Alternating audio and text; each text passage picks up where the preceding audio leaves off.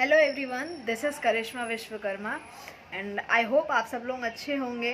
और मैं आज आपके साथ एक धमाकेदार खुशखबरी लेके आई हूँ कि भोजपुरी इंडस्ट्री में एक नया म्यूज़िक चैनल लॉन्च हो रहा है जिसका नाम है R9 भोजपुरी।